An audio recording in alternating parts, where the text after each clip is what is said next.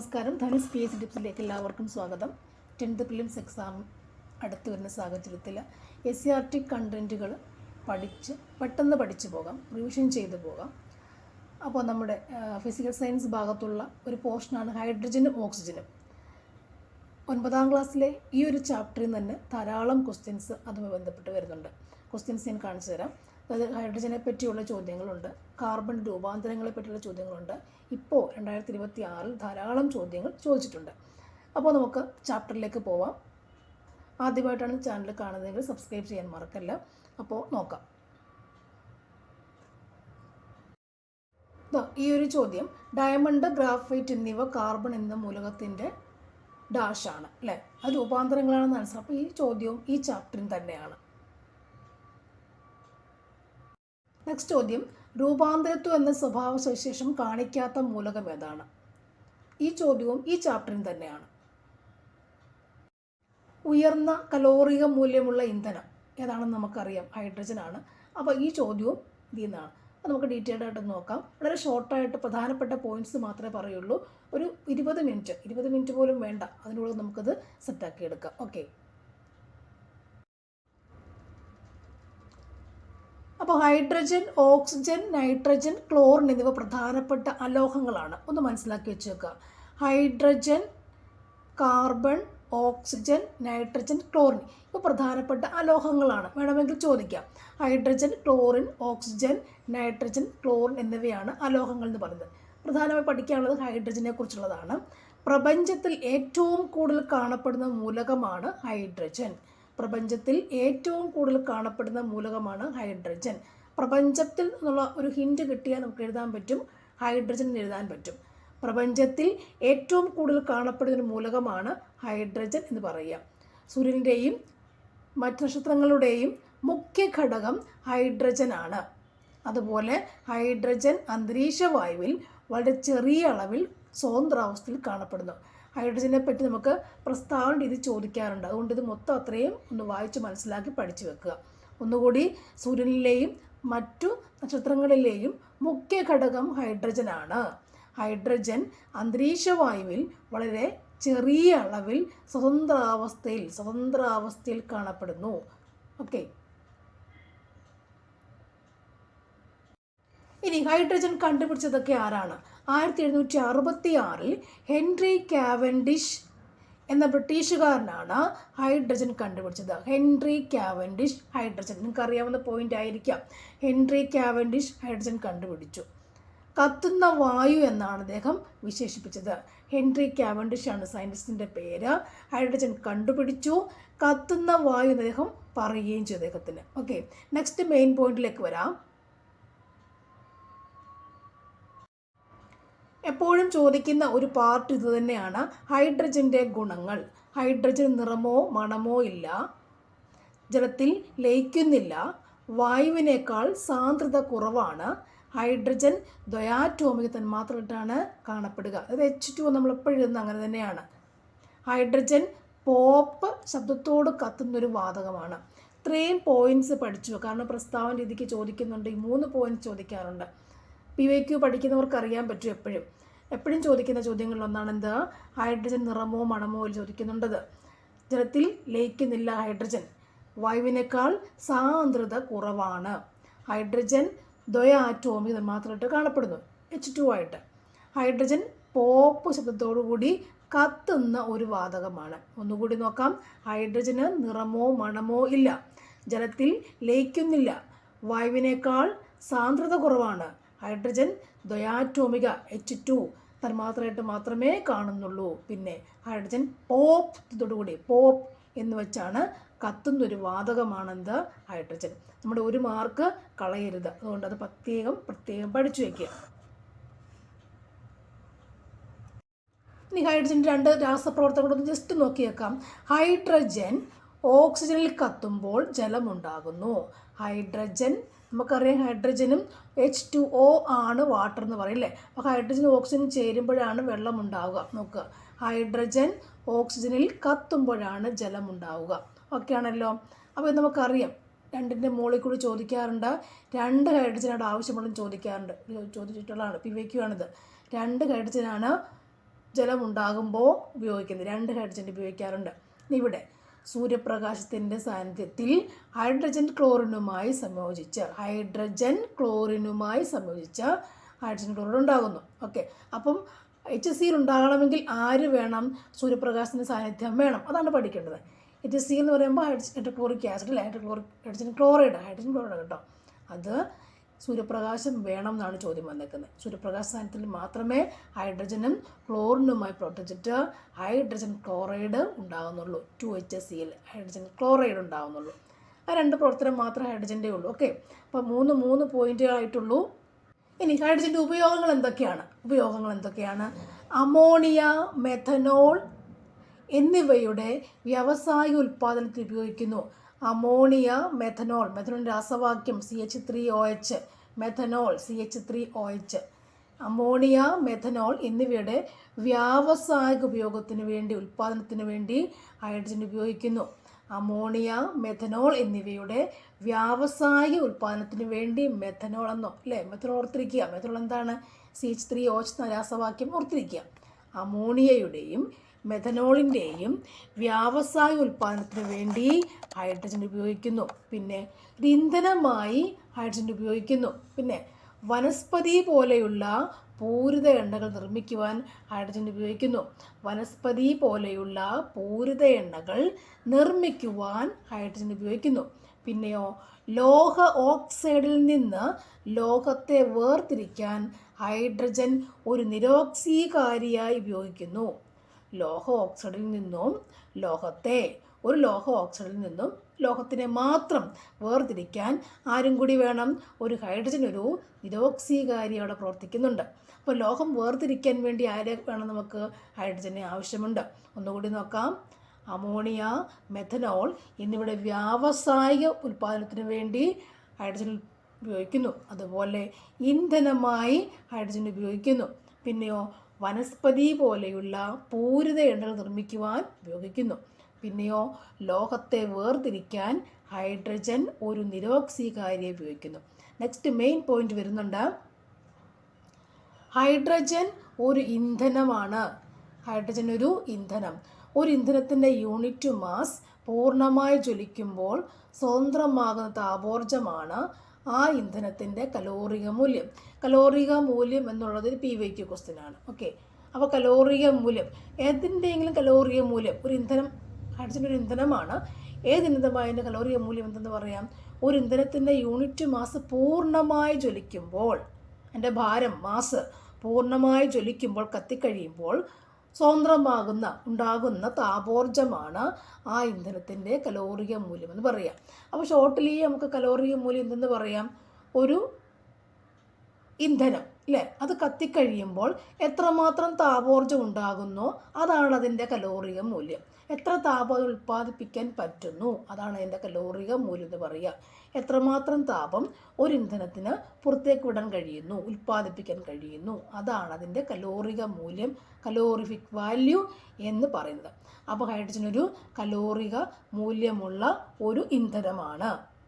അപ്പോൾ ഇവിടെ കലോറിക മൂല്യം ഉള്ള കുറേ അധികം ഇന്ധനങ്ങൾ ഉപയോഗിക്കുമ്പോൾ കലോറിക മൂല്യം കാണിക്കുന്നവയുണ്ട്. അപ്പോൾ അത് കുറേ അധികം ഇവിടെ കാണിച്ചിട്ടുണ്ട്, നോക്കാം ഏതൊക്കെയാണ് നിങ്ങൾ നോക്കിയാൽ മതി. ഹൈഡ്രജൻ 143 എൻ്റെ കലോറിക മൂല്യം. കണ്ടോ, ഊർജ്ജം ഉണ്ടാകുന്നതാണ്. കലോറിക മൂല്യം മീഥേൻ്റെ 56, പെട്രോൾ 48, കൽക്കരി 33, എഥനോൾ 30, മെഥനോൾ 23. ഈ ബാക്കിയൊക്കെ അറിയാവുന്നവരുണ്ടെങ്കിൽ എന്ത് പഠിച്ചാൽ മതി, അതായത് ഇത് കാണത്തില്ലല്ലോ, കാർബൺ ഡൈ ഓക്സൈഡ് 10 ഉണ്ടല്ലേ. അപ്പോൾ ഏറ്റവും അധികം കലോറിക മൂല്യം, ജ്വലനം മൂലം ഉണ്ടാകുന്ന ഊർജ്ജം, കലോറിക മൂല്യം യൂണിറ്റ് ഉണ്ടല്ലേ, kL/g ആണ്. കലോറിക മൂല്യം kg/g, kL/g ആണ് യൂണിറ്റ് വെച്ചിട്ടുള്ള. കലോറിക മൂല്യത്തിന് യൂണിറ്റ് എന്താണ്? kL/g ആണ്. ഇതൊക്കെ ഷോർട്ട് ഇങ്ങനെ ചോദിക്കുന്നതാണ്. അപ്പോൾ 143 നമ്മുടെ ഹൈഡ്രജൻ്റെ കലോറിക മൂല്യം, കലോറിഫിക് വാല്യൂ. നോട്ട് ചെയ്തല്ലോ, അത്രയും പഠിച്ചു വെക്കുക. 143. അങ്ങനെയാണെങ്കിൽ ഹൈഡ്രജൻ ഒരു ഇന്ധനമായി ഉപയോഗിക്കൊണ്ടുള്ള മേന്മ എന്തൊക്കെയാണ്? ഇന്ധനമായി ഉപയോഗിക്കുന്നുണ്ട്. 143 അതിൻ്റെ എന്താണ്? കലോറിഫിക് മൂല്യമെന്ന് പറഞ്ഞു.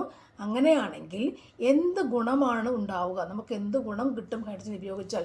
ഹൈഡ്രജൻ വായുവിൽ ജ്വലിക്കുന്നതിൻ്റെ ഫലമായി ജലം മാത്രം ഉണ്ടാകുന്നത് കൊണ്ട് മലിനീകരണ സാധ്യത വളരെ കുറവാണ്. അതാണ് മെയിൻ പോയിന്റ്.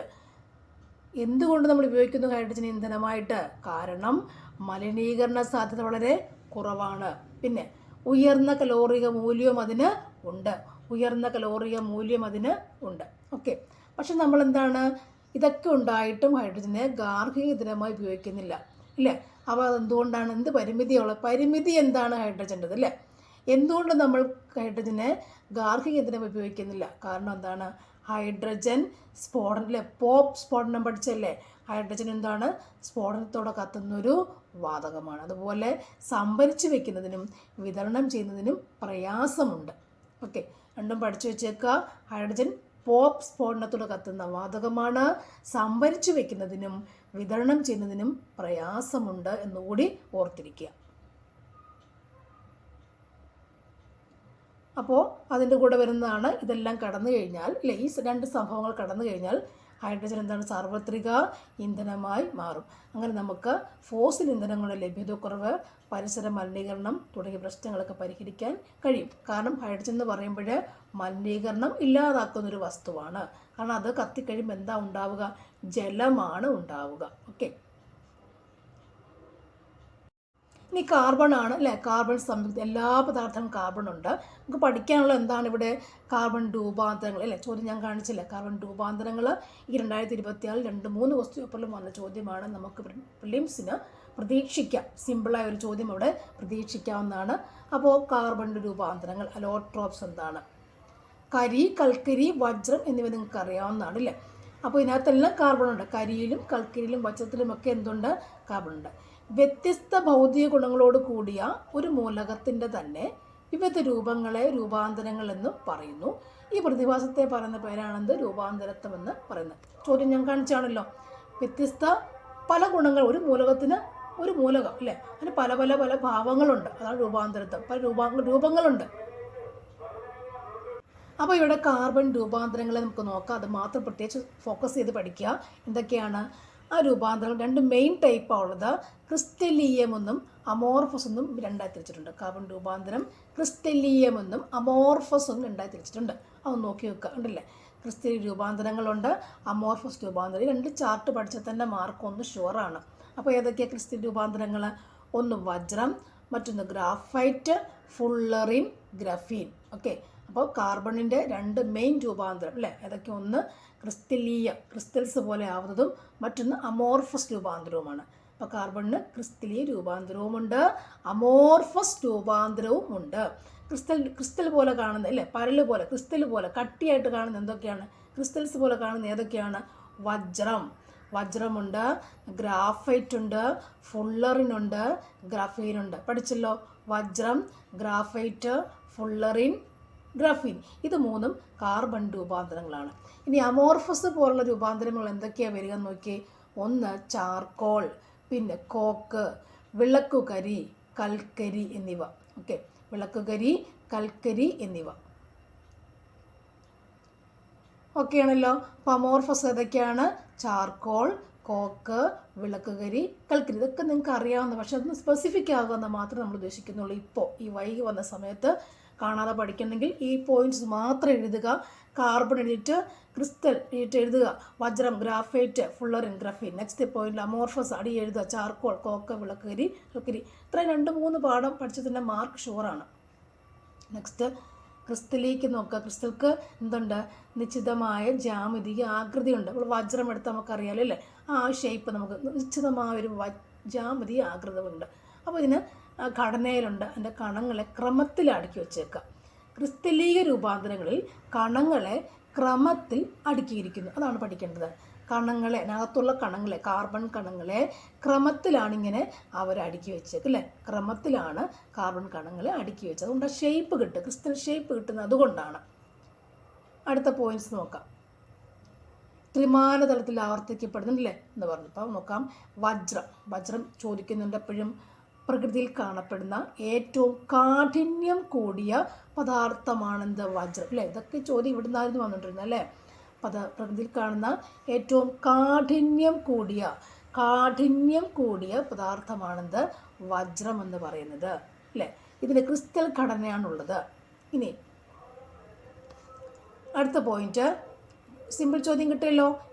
പ്രകൃതിയിലെ ഏറ്റവും കാഠിന്യമുള്ള വസ്തുവാണെന്ത്? വജ്രം അല്ലേ? കാർബൺ അടങ്ങി, കാർബണിൻ്റെ സംയുക്തമാണ് ഓർത്തുക. വജ്രത്തിൽ ഓരോ കാർബൺ ആറ്റവും അതിന് ചുറ്റുമുള്ള 4 കാർബൺ ആറ്റങ്ങളുമായി സഹസംയോജക ബന്ധനത്തിൽ ഏർപ്പെട്ടിരിക്കുന്നു. പഠിച്ചു വെച്ചോളൂ. അപ്പം ഏറ്റവും കാഠിന്യമുള്ളതാണ് വജ്രം എന്ന് പറഞ്ഞത്. ഈ വജ്രത്തിൽ അല്ലേ കാർബണിൻ്റെ പരിപാടി, കാർബണിൻ്റെ കൂടപ്പുറപ്പ് അല്ലെങ്കിൽ കാർബണിൻ്റെ അവിടെ നിന്ന് വരുന്നതല്ലേ കാർബൺ, അവരൊക്കെ ഒറ്റ കുടുംബത്തിലുള്ളതെന്ന് ഓർക്കുക. കാർബൺ കുടുംബത്തിലുള്ള സംഭവങ്ങളാണ്. അപ്പോൾ എന്താ പറയുക, ഇത് ഓരോ കാർബൺ ആറ്റവും അതിന് ചുറ്റുമുള്ള 4 കാർബണുമായിട്ട് ഇങ്ങനെ സഹസംയോജക ബന്ധത്തിൽ ഏർപ്പെട്ടിരിക്കും.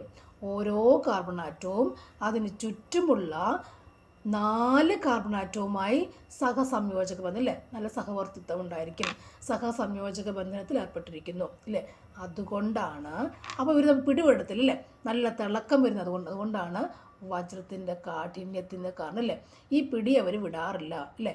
ഈ ഒരു സെൻട്രൽ കാർബൺ ഉണ്ട്, 4 കാർബണോട് സഹസംയോജനം അല്ലേ, ആ ഒരു പിടി വിടത്തില്ല. സോ എന്ത് പറ്റും, നല്ല കാഠിന്യം അവർക്ക് ഉണ്ട്. നല്ല കാഠിന്യമുള്ള എന്തുകൊണ്ടാണ്? ഈ കാർബണുകളുമായുള്ള സഹസംയോജന ബന്ധനമുള്ളത് കൊണ്ടാണ്. എന്തുകൊണ്ടാണ് വജ്രത്തിന് ഇത്രയും കാഠിന്യം? കാരണം എന്താണ്? ഈ വജ്രത്തിലെ ഓരോ കാർബൺ ആറ്റവും അതിന് ചുറ്റുമുള്ള 4 കാർബൺ ആറ്റങ്ങളുമായി എന്ത് ബന്ധമുണ്ട്? സഹസംയോജക ബന്ധനമുള്ളത് കൊണ്ടാണ്. ഓക്കെ, ഇത്രയും കാഠിന്യം. ഇനി ഈ ക്രിസ്റ്റൽ ഘടനയിൽ സ്വതന്ത്ര ഇലക്ട്രോൺസ് ഇല്ല. എന്തില്ല? സ്വതന്ത്ര ഇലക്ട്രോൺസ് ഇല്ല. അതുകൊണ്ട് എന്ത് സംഭവിക്കുന്നു? വജ്രം വൈദ്യുതിയെ കടത്തിവിടുന്നില്ല അല്ലേ. അടുപ്പിച്ചിരിക്കുമല്ലേ ഇവർ, നല്ല ബന്ധമുണ്ട്. അപ്പോൾ എന്ത് കാണുന്നില്ല? സ്വതന്ത്രമായ ഇലക്ട്രോൺസുകൾ ഇവിടെ ഇല്ല. അതുകൊണ്ട് വജ്രം വൈദ്യുതിയെ കടത്തിവിടുന്നില്ല. ഇനി മറ്റൊന്നുകൂടി, വജ്രത്തിൻ്റെ സ്വഭാവങ്ങൾ എന്തൊക്കെയാണ്? കാഠിന്യം കൂടുതലാണ്, വൈദ്യുതിയെ കടത്തിവിടുന്നില്ല, ഉയർന്ന താപചാലകത ചൂട്, ഉയർന്ന അപവർത്തനാംഗം അല്ലേ. നമ്മൾ പ്രിസമൊക്കെ ചെയ്യുമ്പോൾ വജ്രം ഇല്ല, പ്രിസത്തിൻ്റെ പോലെ ഓർത്താൽ മതി. അപവർത്തനാംഗത്തിൻ്റെ ഒന്ന് വെറുതെ ഓർക്കുക. നമുക്ക് റിയൽ ഫാക്റ്റ് അല്ല, വെറുതെ ഒന്ന് ഓർത്ത് വെച്ചാൽ മതി. ഉയർന്ന അപവർത്തനാംഗമുണ്ട്. എക്സ്പെരിമെൻറ്റ് ചെയ്യുമ്പോഴൊക്കെ ഫിസിക്സ് ഒക്കെ ചെയ്യുമ്പോഴല്ലേ ഓർക്കുക. അപ്പോൾ അത് കാഠിന്യം വളരെ കൂടുതലാണ്, വൈദ്യുതിയെ കടത്തിവിടുന്നില്ല, ഉയർന്ന താപചാലകത, ഉയർന്ന അപവർത്തനാംഗം. അപ്പോൾ നമ്മൾ ഇന്ന് വേറെ എന്തെങ്കിലും നമ്മൾ ഓർത്ത് പഠിക്കുമ്പോഴേ ഈ അപവർത്തനാംഗം നമുക്ക് കിട്ടും. മനസ്സിലായോ? അല്ലെങ്കിൽ നമ്മൾ മറന്നു പോകും, ആ ഒരു പോയിന്റ് മറന്നു പോകും. ബാക്കി ഇത് നമുക്ക് കിട്ടും, കാഠിന്യം കിട്ടും, വൈദ്യുതി കടക്കുന്നില്ല എന്ന് കിട്ടും. അപവർത്തനാംഗം ഒരു പക്ഷേ മറന്നു പോകും. കാരണം നമ്മൾ എന്ത് ചെയ്യണം, നമ്മൾ ലാബിൽ ചെയ്യുന്ന ആ ഒരു കാര്യം ഇങ്ങനെ ഇത് പ്രസം വെച്ചിട്ട് ചെയ്യത്തില്ലായിരുന്നോ, വരച്ച രേഖയൊക്കെ വരയ്ക്കത്തില്ലായിരുന്നോ ഇല്ലേ, ഇൻസിഡൻ്ററിയും ഒക്കെ വരയ്ക്കും. അപ്പോൾ അതൊന്ന് വെറുതെ ഓർത്താൽ മതി, നമുക്കിത് കണക്ട് ചെയ്യാൻ പറ്റിയിട്ട് നമുക്ക് എഴുതാൻ പറ്റും. അപ്പോൾ എന്തൊക്കെയാണ് വജ്ര സവിശേഷം എന്ന് പറയുമ്പോൾ, കാഠിന്യം വളരെ കൂടുതലാണ്, വൈദ്യുതിയെ കടത്തിവിടുന്നില്ല, ഉയർന്ന താപചാലകത, ഉയർന്ന അപവർത്തനാംഗം. അത്രയുണ്ടല്ലോ. ഇനി അതിൻ്റെ ഗുണങ്ങളും കൂടി ഉണ്ടല്ലേ, ഗുണങ്ങളും കൂടി ഒന്ന് പഠിച്ച് സെറ്റായുമല്ലോ. ആഭരണം നിർമ്മിക്കുവാനും ഗ്ലാസ് മുറിക്കുവാനും വജ്രം ഉപയോഗിക്കുന്നു. ഓക്കെ, ആഭരണം നിർമ്മിക്കാൻ, ഗ്ലാസ് മുറിക്കാൻ വജ്രം ഉപയോഗിക്കുന്നു. നെക്സ്റ്റ് പോയിന്റിലേക്ക് അങ്ങ് പോയേക്കാം. ഗ്രാഫൈറ്റ് കാർബണിൻ്റെ മറ്റു രൂപാന്തരമാണെന്ത്? ഗ്രാഫൈറ്റ് എന്ന് പറയാം. കാർബണിൻ്റെ എന്ത് രൂപ? ഗ്രാഫൈറ്റിൽ ഓരോ കാർബണും ചുറ്റുമുള്ള 3 കാർബണുമായി സഹസംയോജന ബന്ധത്തിൽ ഏർപ്പെട്ടിട്ടുണ്ട്. ഗ്രാഫൈറ്റിൽ ഓരോ കാർബണും 3 കാർബണുമായിട്ടാണ് സഹസംയോജക ബന്ധത്തിൽ ഏർപ്പെട്ടേക്കുക. ഇനി ഉണ്ടല്ലോ, ഇനി ഇതേപോലെ പാളികൾ ഒന്നിനു മുകളിൽ ഒന്നായി അടുക്കി വെച്ചേക്കുന്നതാണ് ഗ്രാഫൈറ്റിൻ്റെ ഘടന. ഓക്കെ, അപ്പോൾ ഇതിൻ്റെ പാളികൾക്കിടയിൽ എന്തില്ല? സഹസംയോജന ബന്ധം കാണുന്നില്ല. ദുർബലമായ ആകർഷണ ബലമാണ് ആർക്കുള്ളത്? ഗ്രാഫൈറ്റിനുള്ളത്. ദുർബലമായ ആകർഷണ ബലം ഗ്രാഫൈറ്റിനുണ്ട്. ഓക്കെ, അതുകൊണ്ട് ഇവ എന്തുപയോഗിക്കുന്നു? ഒരു സ്നേഹകമായി ഉപയോഗിക്കുന്നു, ലൂബ്രിക്കൻ്റ് അല്ലേ, ലൂബ്രിക്കൻ്റായി ഉപയോഗിക്കുന്നുണ്ട്. അപ്പം ഇതിൻ്റെ ഗ്രാഫൈറ്റിൻ്റെ പാളികൾ ഒന്നിനു മിതം ഒന്നായി അടുക്കി വെച്ചേക്കുന്നു അല്ലേ. ആ പാളികൾക്കിടയിൽ സഹസംയോജക ബന്ധനമില്ല അല്ലേ. അതുകൊണ്ട് ഇവരുടെ ബലം എന്താണ്? ദുർബലമായ ആകർഷണ ബലമേ ഉള്ളൂ. അപ്പോൾ നമുക്ക് എന്ത് ചെയ്യാം? ഈ പാളികൾ പരസ്പരം തെന്നി മാറും. അതുകൊണ്ട് ഗ്രാഫൈറ്റ് ഒരു സ്നേഹകമാണ്. ഈ പോയിന്റ് PYQ ആണ്. ഗ്രാഫൈറ്റ് ഡാഷായി ഉപയോഗിക്കുന്നു. എന്താണ്? ലൂബ്രിക്കൻ്റ്, സ്നേഹകമായി ഉപയോഗിക്കുന്നു. അതിന് കാരണക്കാരൻ ആരാണ്? ഗ്രാഫൈറ്റിൻ്റെ പാളികൾക്ക് അങ്ങോട്ടും ഇങ്ങോട്ടും ഇളകാൻ പറ്റും, നല്ല ബലമില്ലാത്തതുകൊണ്ട്. അപ്പോൾ ഗ്രാഫൈറ്റ് കഴിഞ്ഞു. 3 കാർബണാറ്റ് സഹസംയോജന ബന്ധമാണുള്ളതെന്ന് പ്രത്യേകം ഓർത്തിരിക്കുക. പാളികൾ തെന്നി നീങ്ങുന്ന ഓർത്തിരിക്കുക. അതുകൊണ്ട് ഗ്രാഫൈറ്റിനെ സ്നേഹകമായിട്ട് ഉപയോഗിക്കുന്നു എന്ന് മനസ്സിലാക്കി വെക്കുക. നെക്സ്റ്റ് എന്താ പറയേണ്ടത്, നമുക്ക് ഗ്രാഫീൻ ദ്വിമാന ഷഡ്ഭുജാകൃതിയിലുള്ള കാർബൺ വലയങ്ങൾ ചേർന്ന പാളി. ദ്വിമാന ഷഡ്ഭുജാകൃതി ആ പടത്തിൽ തന്നെ കാണാമല്ലോ. അപ്പോൾ ഗ്രാഫൈറ്റിൻ്റെ ഒരു പാളിക്ക് സമാനമാണ് ഗ്രാഫൈറ്റിൻ്റെ ഒരു പാളിക്ക് സമാനമാണ് ഗ്രഫീൻ. ഇനി ഗ്രഫീൻ്റെ എന്ത് പ്രത്യേകം നോക്കിയേക്കാം നമുക്ക്. അത്ര ചോദ്യങ്ങളില്ല, എന്നാൽ പോലും വജ്രമാണ് ഏറ്റവും അധികം ചോദിച്ചേക്കുക. ഓക്കെ, ഗ്രഫീൻ്റെ സ്റ്റീലിൻ്റെ 200 ഭാരവും അലൂമിനിയത്തിൻ്റെ 5 ഭാരവും ഉണ്ടതിന്. ഉയർന്ന വൈദ്യുത ചാലകത, ഉയർന്ന താപചാലക. ഇനി നോക്കുകയുള്ളൂ.